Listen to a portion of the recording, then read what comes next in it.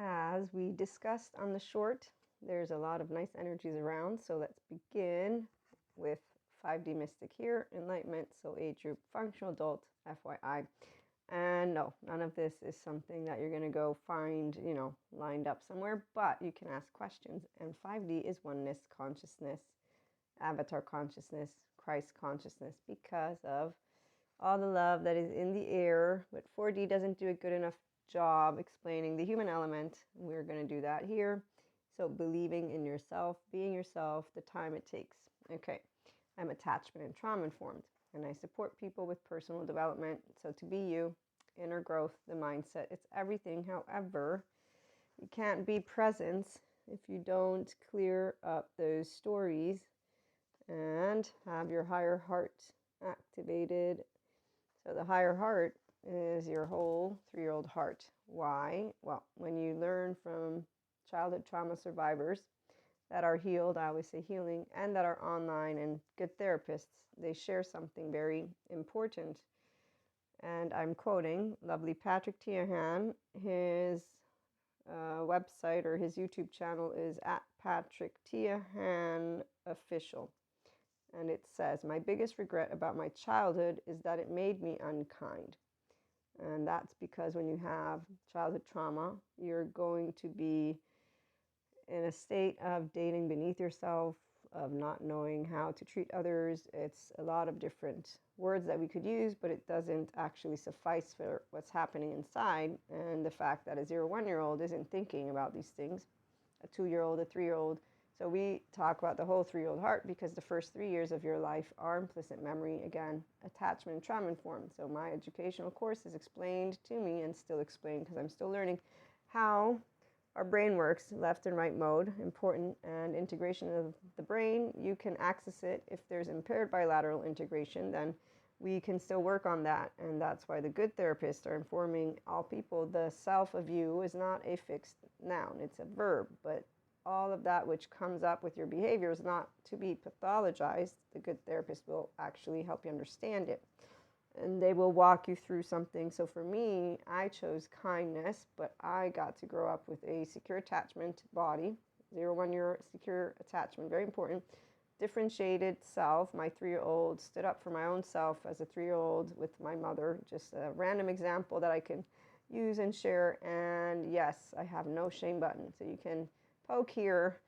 As a teenager, I began to grow up and notice the unkindness, and I just could tell, thank you, Jesus and God, for informing me of how to treat others and of turning that cheek, forgiving for people don't know, as well as treat others the way you want to be treated. So when I saw adolescents being unkind, and we all are teenagers at a certain point in our life. And here's another great data point for the updated attachment trauma-informed people. When we become adolescents, there's a pruning process of our brain, besides our biochemistry changing and us looking to our peers to become our next alloparenting family. So the first years of your life, your family is going to be those fixed handful of alloparenting figures, because we're all mammals. And independently from if you think that you have related to your family or not, you will bring forth behavior from all of that which has taken place. In fact, trauma is relational, intimacy is the core, and the body of you is where that first step to intimacy is. Okay, so again, childhood trauma survivors, they actually give themselves away to the lowest bidder. This is always from our lovely Patrick Tiahan. Again, good therapist, go check him out. And he builds a community to empower individuals with childhood trauma education and to raise awareness of these important topics. And so he says, let's stop engaging with low bidders who want a relationship but refuse to work on themselves, want control and supply versus being a partner, make us chase when they're not worth chasing.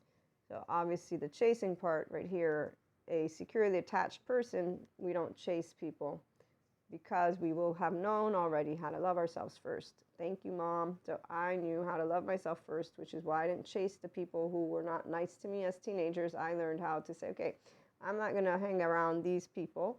I won't judge these people. Thank you again, Jesus, because I actually was very ashamed when I was using those words, good and bad, because I was like, oh no, that's casting a stone. Thankfully, we have academics who are researching and writing and talking about, yeah, we really shouldn't use the whole humans are inherently good or evil, good or bad, because trauma stuff researchers in the trauma, mental health, the entire community is showing and sharing that we all have this 0 1-year-old detachment category you are.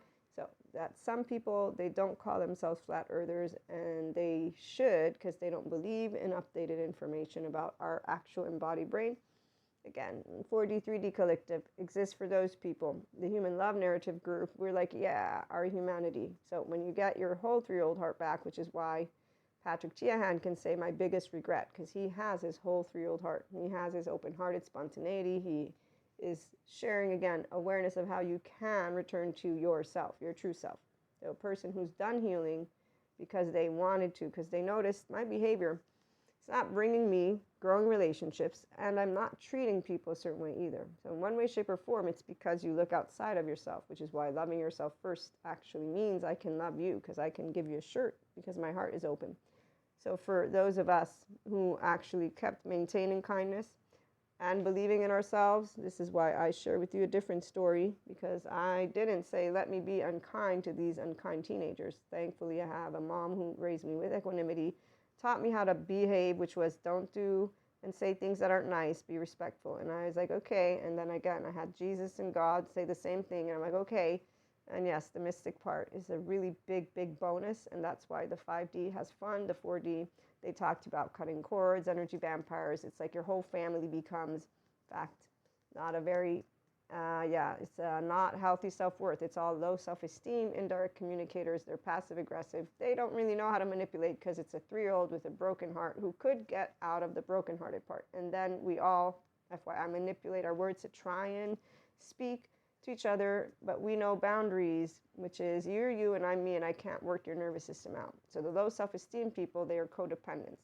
They have the martyrs and superiors, which we see all over the place, as well as the blamers and the people who are projecting. And so they project their pain points with their, what I call Peter Pans, who have Wendy's, or it can even be, Pinocchio, who continues to fall for the wolf and the other, and keeps doing things. So a person who has actual childhood trauma and or attachment breaks, this is the part, it's very in-depth, but you will see them fall for magical thinking, which is why they actually end up following certain types of extreme groups, if you will, and then they go and switch the other side. But the switching of the sides isn't really you being able to say, oh, hold on a minute, let me take a look at my prefrontal cortex, let me take a look at how I'm being motivated, or how are these emotions coming into the mix. So there's many ways you can ask yourself questions.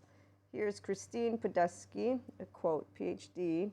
This is a really good one. If you are afraid of something but you never approach it, then the fear of it can grow in your mind. Then you never learn that it's maybe not as dangerous as you think, or that you're able to cope with it better than you think. A lot of people, they ruminate in their mind, and then they create stories about people, which is where the unkindness. As a teenager, growing up, I stayed open-hearted, met a lot of Cuscos. So 5D are Pachas. We do direct communication. As a human being, Sadhguru, you have the power to shape your circumstances. When you do it consciously, you can create the life you want. Yep. And then we have, again, Sadhguru. Everything that occurs in your life can enrich you if only you handle it with a certain sense of awareness.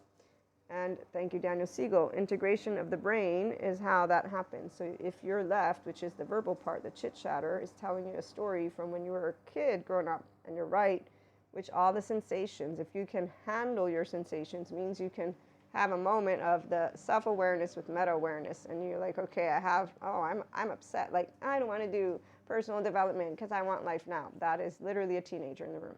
So we're going to talk more about it. Tomorrow's episode is channeled guidance for these energies, but integration of the brain, everyone can actually access it and can get supported to return home to your whole 3-year-old heart. To be kind and compassionate is what is manifested in integration of the brain. Restorative embodied self. It's your mammalian birthright, and it's mine. I can share all about how it's like to be on that other end of the spectrum when you're receiving the unkindness and knowing from your heart you are a person who has a heart. Like Pacha says to Cusco, I know you have a heart. No one's heartless.